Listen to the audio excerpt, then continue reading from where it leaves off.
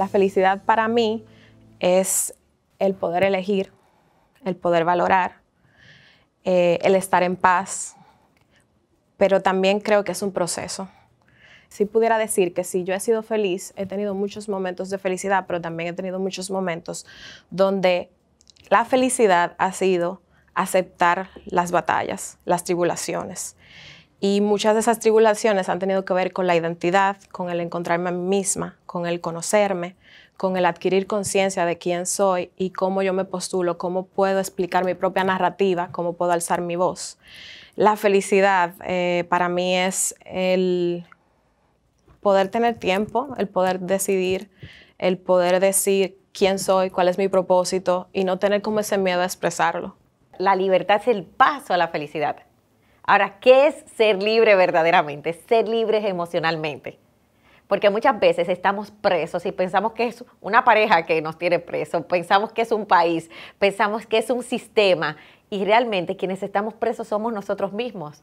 ¿De qué estamos presos? De nuestras creencias limitantes, estamos presos de reaccionar ante ese sistema, estamos presos de nuestras propias carencias emocionales.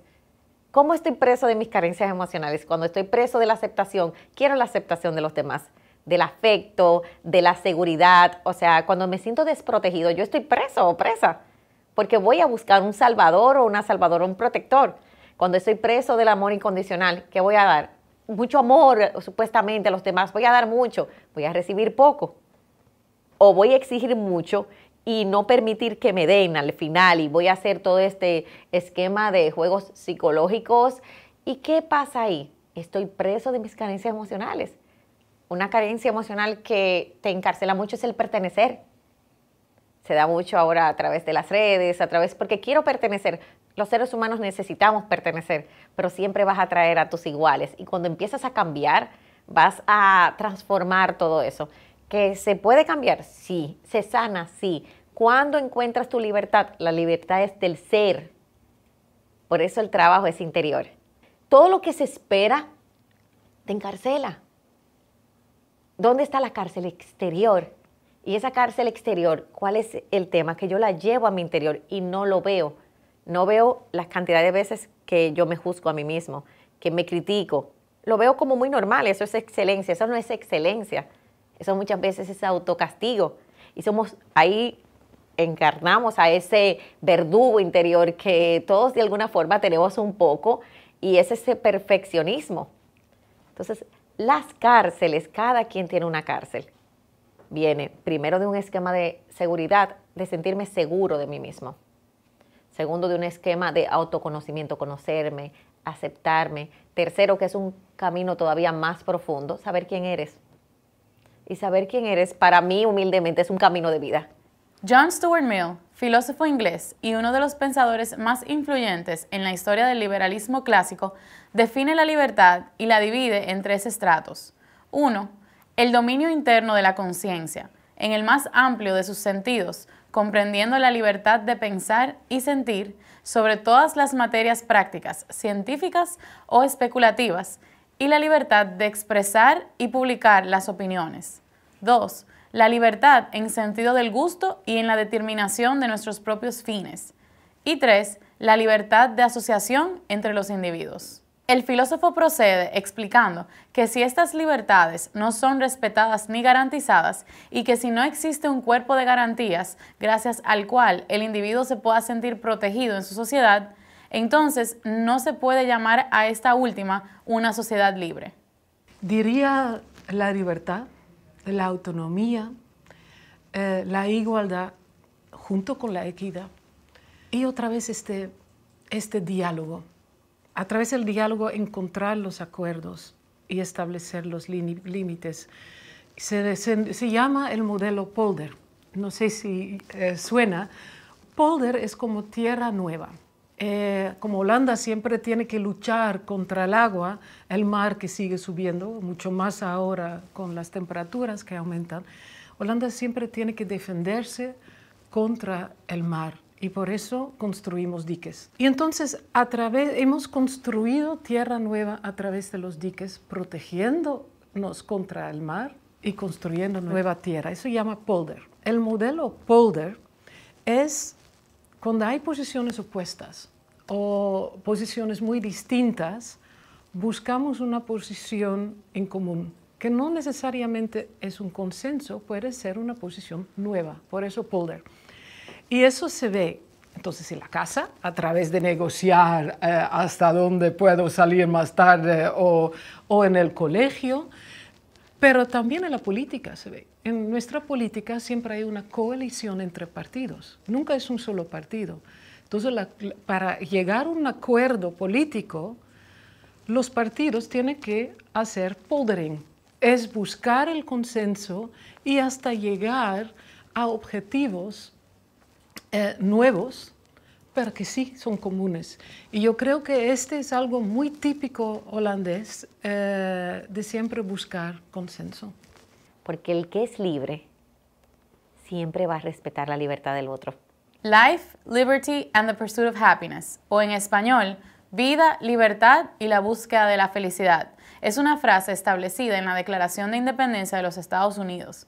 La frase cita estos tres como los derechos inalienables que, según la Constitución de ese país, fueron otorgados a todos los seres humanos por su creador y que la principal función para la cual se crearon los gobiernos es proteger estos derechos. En su ensayo, La libertad en parte del pensamiento filosófico constitucional, Luis Raúl González, profesor de la Facultad de Derecho de la Universidad Nacional Autónoma de México, define la libertad de la siguiente manera, y cito: la libertad implica poder elegir de manera autónoma y sin coacción las expresiones de cada individuo. La libertad de los individuos se extiende al pensamiento, la decisión y la expresión de las ideas, resultado de una construcción y materialización razonada que no cause perjuicio en los demás individuos. Fin de la cita.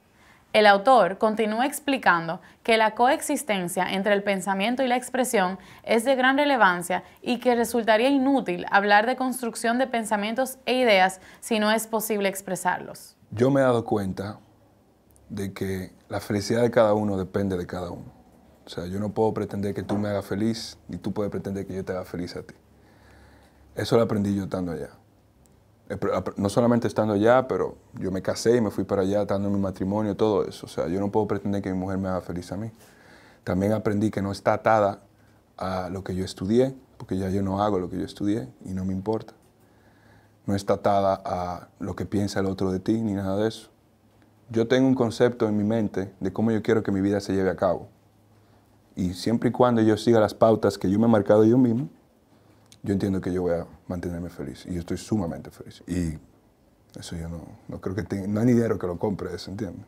Desde muy chiquito hay este juego de dar responsabilidad y libertad y asumir esa responsabilidad.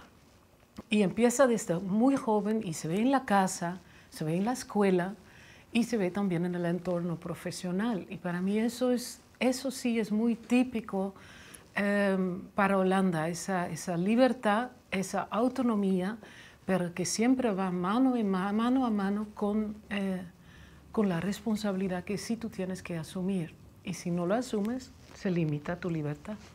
Quisiera que nosotros aprendiéramos de ello a aceptar o simplemente dejar que el otro viva su vida como la quiere vivir. Yo tengo aquí unas cuantas semanas de vacaciones y las veces que yo he tenido que decir a la gente que disfrútatelo, haz lo que tú quieras hacer, no te preocupes por lo que diga el otro. En Islandia, y eso pasa en todos los lados, pero en Islandia la gente hace lo que quiere hacer y no se define por lo que hace. Tú puedes ver en una mesa a un carpintero hablando con un político, hablando con un doctor, y todos son amigos y se tratan igual, ninguno más que otro.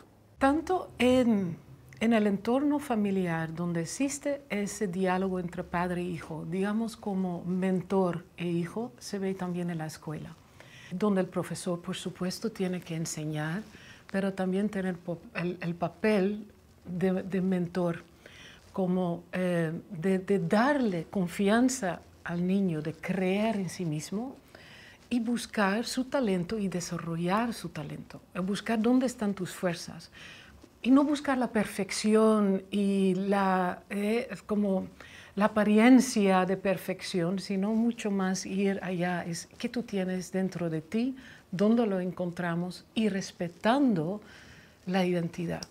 Porque este sí es hasta establecido en nuestra ley que la escuela primaria y secundaria tiene que brindar un entorno seguro a todos los profesores, todos los alumnos, que incluye el respeto a la identidad. Puede ser la identidad religiosa, la identidad sexual, cualquier tipo de identidad tiene que dar el respeto, porque solo de esta manera se puede invertir en una relación sana y conocer cuáles son los sueños, los deseos y los límites del otro. Y eso es muy importante en la escuela. Entonces ese enfoque en el individuo y se nota que hay menos rivalidad. Y eso es algo que tú ves mucho en la sociedad de allá, que todo el mundo vive su vida. Las personas son muy independientes en el buen sentido. O sea, las personas, los niños crecen con una libertad, con una seguridad que hacen que cuando son adolescentes o ya jóvenes adultos, se nota en su manera de ser, que no tienen miedo a nada. Desde el principio, uno, como en cualquier país del mundo, como cualquier familia, cualquier padre y madre le ama igual.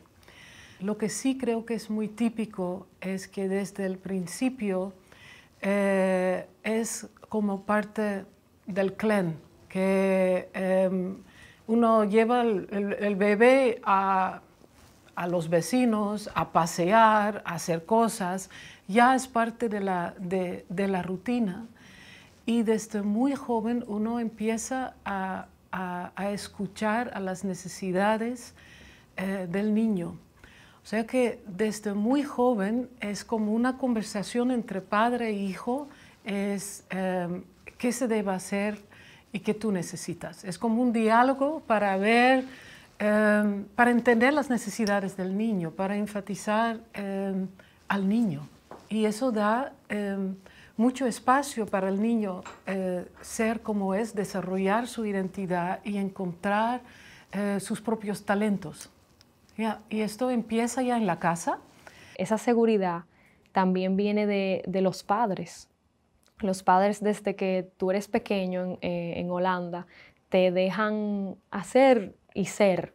O sea, te dejan experimentar tú solo y te dan esa seguridad y responsabilidad. Entonces ellos crecen cuidándose a ellos mismos y cuidando a su círculo, de sus amigos y su familia. Entonces esa independencia que ellos vienen teniendo desde pequeños hacen que cuando son adultos están seguros de sí mismos y pueden ser felices con quienes son y con los demás. Es parte de nuestra Constitución.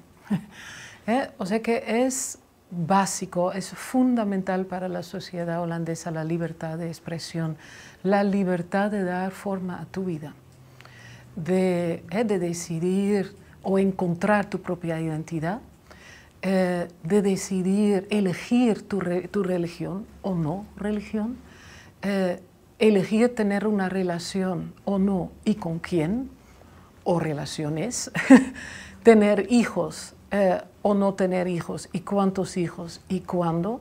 O sea, esa libertad de elección, de elegir, es fundamental para poder dar forma a tu vida. Y desde la crianza se empieza a encaminar y ayudar al niño, a la niña, encontrarse a sí mismo para como crear esa base para que el niño o la niña pueda elegir. Y lo que es muy importante para poder elegir es tener el acceso a la información.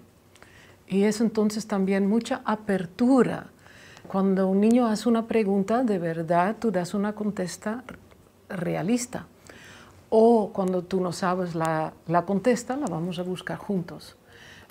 Pero también da contestas a preguntas incómodas y información a preguntas incómodas. Y yo creo que también es algo que es muy típico de Holanda. Cuando otra gente piensa en Holanda es la libertad en la identidad sexual y la sexualidad como tal.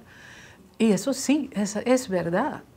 Desde la escuela primaria se enfatiza mucho la libertad de buscar tu identidad, la libertad de cuidarte a ti mismo, tu bienestar, la libertad de decir no y la libertad de conseguir la información necesaria.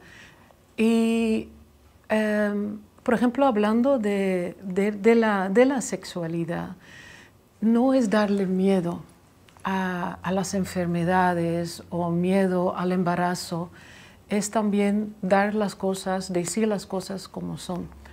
Y que es lo más importante, es promover relaciones amistosas, sanas.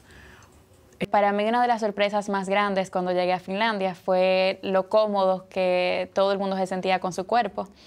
Y cuando tuvimos una actividad del colegio, eso todavía fue durante mi intercambio, yo estaba en el grupo de teatro y nos invitan a todos a una fiesta en una casa, y cuando llego allá resulta que era una fiesta en el sauna.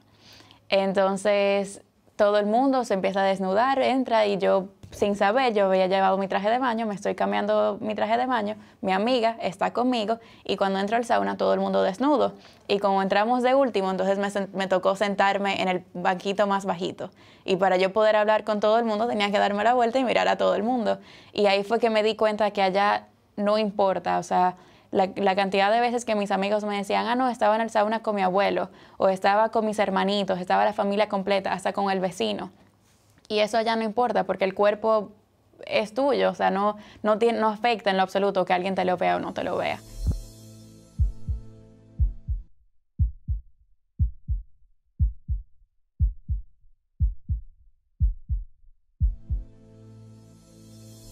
En la sociología, la movilidad se refiere a los desplazamientos que efectúan los individuos, las familias o los grupos sociales dentro de un mismo sistema socioeconómico.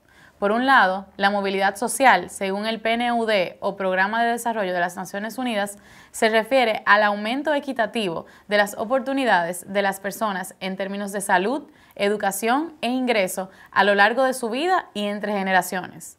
Por otro lado, la movilidad urbana se refiere al desplazamiento utilizando un sistema de transporte en un medio público o privado. De las primeras cosas que me llegan a la mente cuando pienso en Dinamarca es la libertad de poder ir caminando a todos los lugares, de tomar un tren y pasear por lugares, parques, ir a las plazas. No sé cómo explicarlo, porque no es que todo es fácil, pero sí es que todo tiene un sentido. Entonces es sencillo tú moverte, porque tú sabes por qué tú estás haciendo la cosa, tú sabes hacia dónde te vas a mover. Es sencillo porque tú no tienes que darle tanta mente a, ay, voy a hacer esto, puedo pasar por ahí, o tengo que cuidarme de tal cosa, o no hay que estar pensando tanto. Tú simplemente, o sea, eres como más libre de hacer las cosas. Sí, es cierto que en esos sistemas, en Europa y principalmente en los nórdicos, tienen mucho control de todo. El gobierno tiene control de todo, lo sabe todo. Y no solo el gobierno, la gente. Pero aún así, se siente como más fácil estar allá. La movilidad lo es todo. En Holanda hay más bicicletas que personas. Eso ya dice mucho. Significa que hay mucho más bicicletas que carros. Porque la bicicleta es mucho más cómodo. Y como los holandeses somos muy pragmáticos y es cómodo, la apariencia no importa. O sea, no es andar en un carro grande para decir, mírame a mí, el primer ministro anda en bici, las princesas van en bici a la escuela. O sea que es para decir que la movilidad es casi similar, idéntico a la equidad. Y este es un aspecto muy importante. Pero claro, es lo que dice, debe haber la seguridad. Entonces la bici da mucha libertad hasta a los niños muy pequeños. No solamente que es lindo y es saludable, que vamos afuera, es también la autonomía que da al niño, que desde chiquito va solo en su bici, coge el timón y el niño decide si va a girar a la derecha, si lo gira a la izquierda, si se para un rato, si va más rápido, si va más lento, si va con amiguitos. O sea, es una autonomía y una conexión con tu entorno. Y con esa autonomía y esa libertad, tú creces. Entonces, invertir en una cultura de movilidad sostenible, en las bicis, es invertir en tus ciudadanos, en la salud de tus ciudadanos. Es, por supuesto, ahora en los tiempos en que tenemos que de verdad cuidar nuestro medio ambiente, es muy importante, pero tú inviertes en ciudadanos que son autónomos, que asumen su responsabilidad, que toman responsabilidad, que toman una libertad, y dentro de esa libertad crece la creatividad. Entonces, en realidad es un modelo económico, porque en la creatividad tú eres más productivo. O sea que ahí voy con un salto de un niño que decide girar a la izquierda o a la derecha a un modelo económico. O sea que todo es una planificación, todo incluido. Una de las cosas más chocantes para mí cuando llegué a Holanda, específicamente a Ámsterdam, fue lo bien organizado que es el transporte público.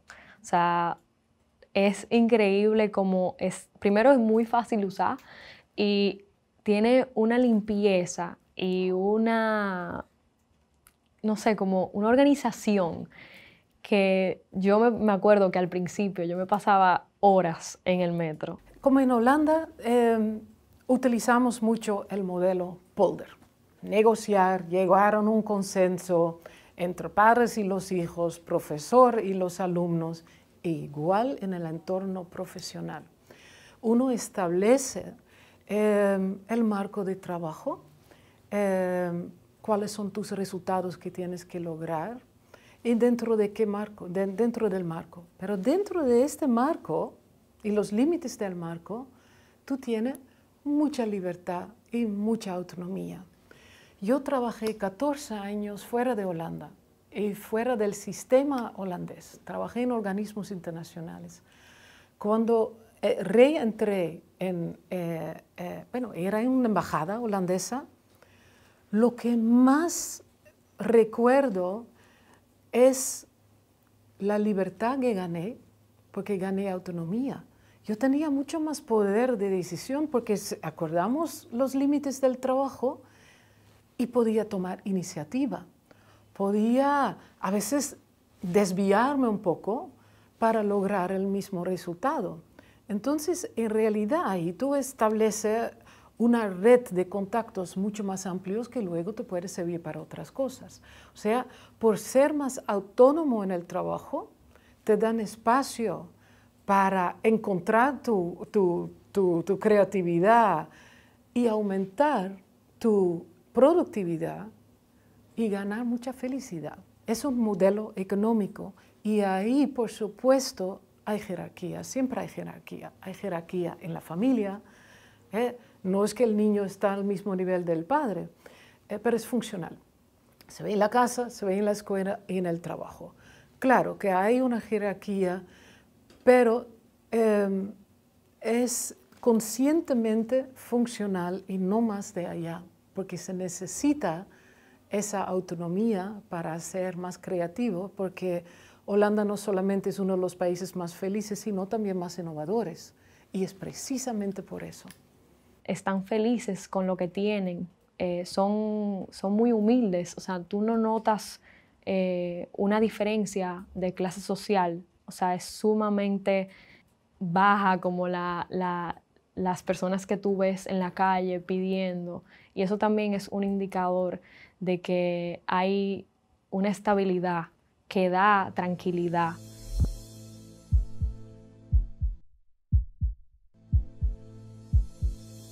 La felicidad para mí pues, es una decisión que uno toma, que uno debe de asumir.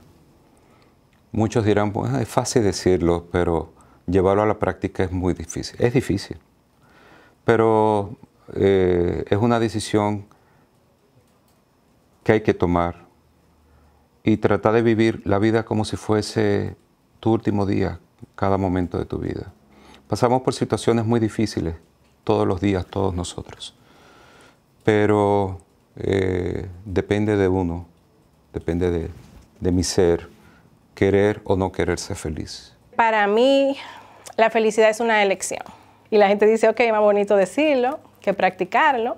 Es una elección de manera que yo pueda sentirme genuinamente feliz sabiendo que van a haber momentos difíciles, momentos de sufrimiento, pero que aún así yo mantengo la misma ecuanimidad y la misma energía. Para mí, la felicidad es libertad, es una elección, es tener energía para continuar con mis proyectos y es ecuanimidad.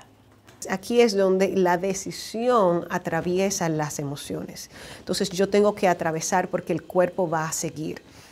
Las emociones van a seguir de acuerdo a la decisión que tú tomes. Puede cambiar los nombres, pero todo es devolverle el self-agency. Yo puedo lograr las cosas. Yo puedo, a través de mi decisión, asumir hacia dónde voy a dirigir mi vida, cómo quiero sentirme. Yo me devuelve la sensación de control.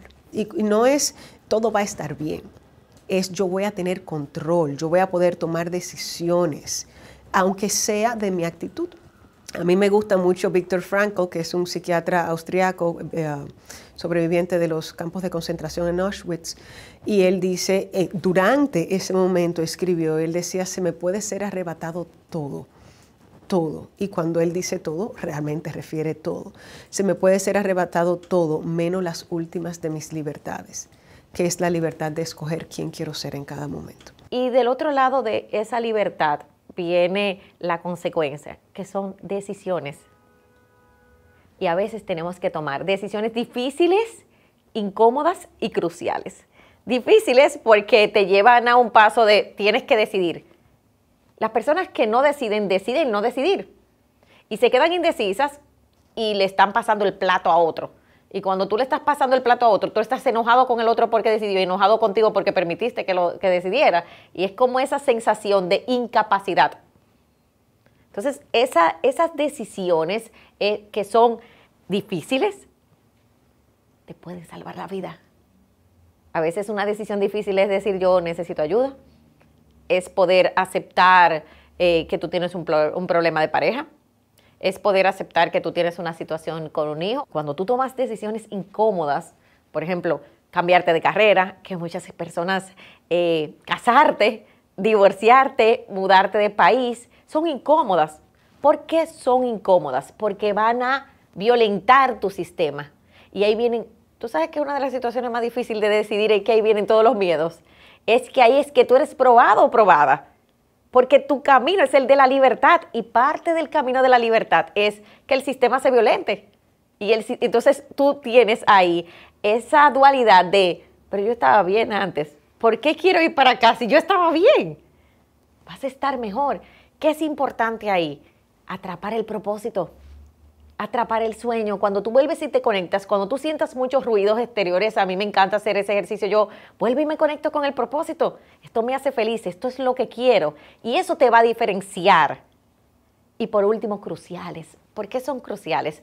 Porque te cruzan de un lugar a otro. Es como, wow, es un salto cuántico que tú haces. Cuando tú decides irte del país o cuando tú decides mudarte a tal sitio, hay un cambio grandísimo, interior y exterior. Cuando tú decides tener hijos, tú dices, mira, voy a tener hijos. Cuando tú, las decisiones, y mientras más libre tú tomes las decisiones, más empoderado o empoderada te sientes.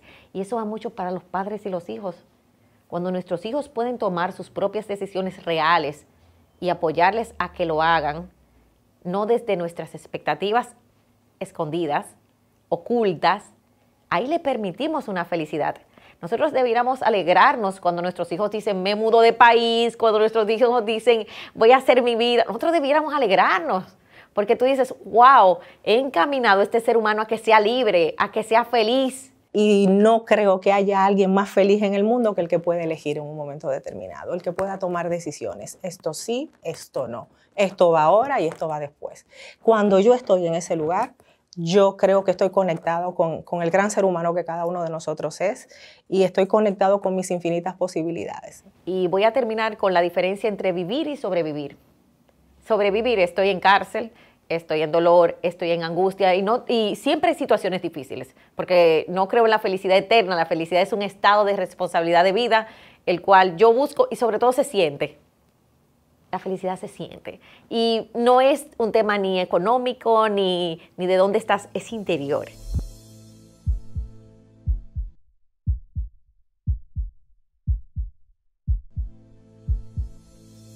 Robert Emmons, investigador norteamericano, experto en gratitud, en su conferencia titulada El poder de la gratitud, dicta que este concepto tiene el poder de hacer 3 cosas: sanar, energizar y cambiar vidas.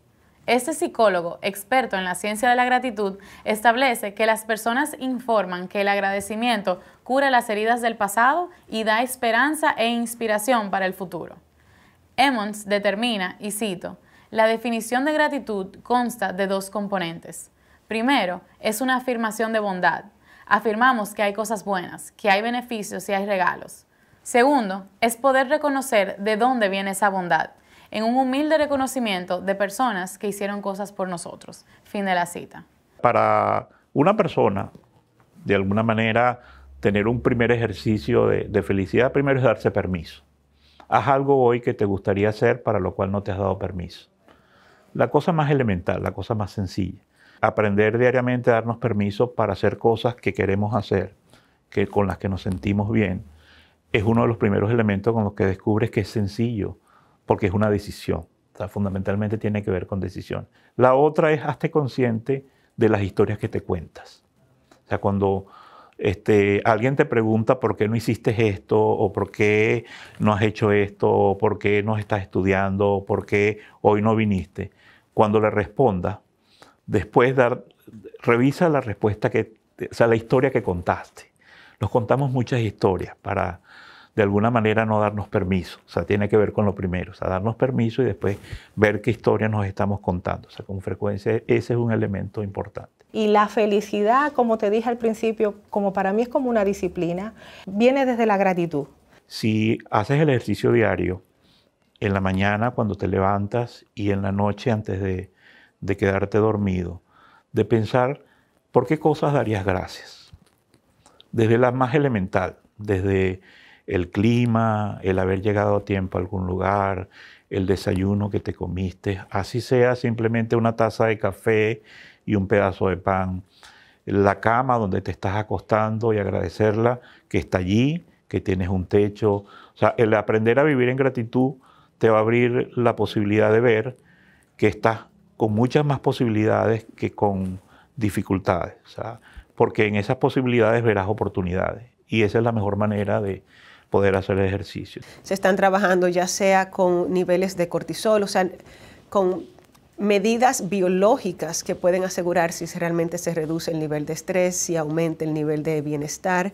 Y de igual manera también se hacen estudios de doble control, donde las personas se hacen muestras, por ejemplo, con el tema de la gratitud. Se han hecho muestras de personas que logran mantener un diario por 21 días, cuál ha sido su experiencia y su evaluación, no solamente a nivel personal, sino por sistema inmunológico, sistema cardiovascular, sistema respiratorio, como mis defensas, incluso en temas de virus y bacterias, como mi cuerpo fisiológicamente, al estar más contento, va a tener mayor fortaleza en su sistema inmune que una persona que quizás esté más triste o tenga un pensamiento más pesimista. Entonces se trabajan con grupos control y grupos no control para poder medir a nivel biológico la respuesta en cada uno de esos casos y poder ver los resultados. Oye, la felicidad es muy cercana a la gratitud. Para quienes descubren la virtud que tiene meditar y somos capaces de poder dedicarle 5 minutos a estar en silencio y sentirte en gratitud, se da cuenta que eso se percibe en todo. O sea, es un espacio que te cubre no solo corporalmente, sino ese espacio de energía en el que nos movemos. Así que para mí son cosas muy cercanas. O sea, en la medida que tú eres capaz de vivir con gratitud, de alguna manera estás viviendo con felicidad. Y eso te permite acercarte al otro desde otra dimensión. Las personas agradecidas son felices y una persona feliz no se hace daño ni le hace daño a nadie. porque ya lo tiene todo. A partir de ahí se sabe suficiente, sabe que en el mundo hay suficiente. Hay tanto que vive en la abundancia, sale del pensamiento de escasez y desde ese lugar puede hacer infinitas cosas por muchísima gente. Entonces, la felicidad es buscar esa armonía y ese balance entre todos mis pilares. Es trabajar por mi crecimiento personal, espiritual, por el crecimiento de la gente que tengo cerca, por tener este pensamiento colaborativo en el que yo vivo, en el que me gusta vivir, por el poder ver a una gente mirando para arriba en un sitio y preguntarle cómo lo ayudo. Eso a mí me hace feliz. El saber que fui el canal para que dos personas se conocieran y pudieran hacer cosas buenas.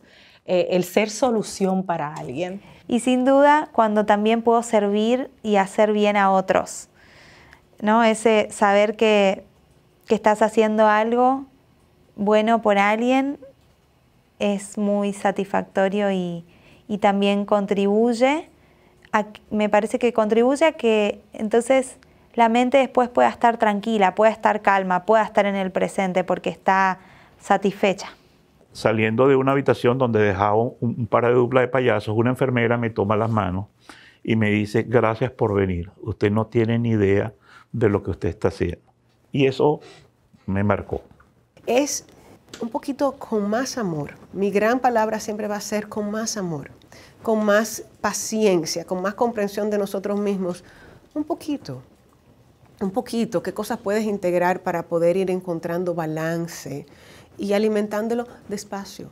Es mejor hacer algo que no hacer nada, pero no tienes que hacerlo todo, y no todo en un mismo día o una misma semana. Entonces yo creo que si podemos ser capaces de hacer esas tres cosas al día, o sea, darnos permiso, estar conscientes de las historias que nos contamos y poder vivir espacios de gratitud, son tres cosas que te van a ayudar a vivir de manera feliz, porque eso va a crecer. O sea, eso es como tú decías, es un ejercicio. O sea, de a poquito nos damos cuenta que eso nos ayuda mucho. En su ensayo clásico, Utilitarismo, sobre la virtud y la felicidad, el filósofo John Stuart Mill establece, y cito, el principio de la utilidad no significa que cualquier placer determinado ha de ser considerado como medio para un algo denominado felicidad y ha de ser deseado por tal motivo.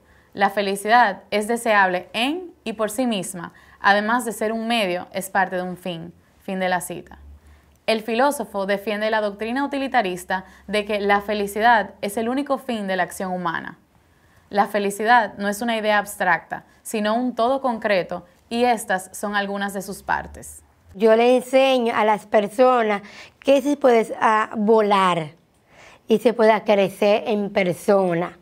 Como por ejemplo, yo estoy dando alegría y ánimo a las personas que se puede tener una capaz de ser como yo. Y yo la verdad me encanta ser feliz y quiero enseñar a la gente que puede volar y que siga adelante y la verdad que sueñe.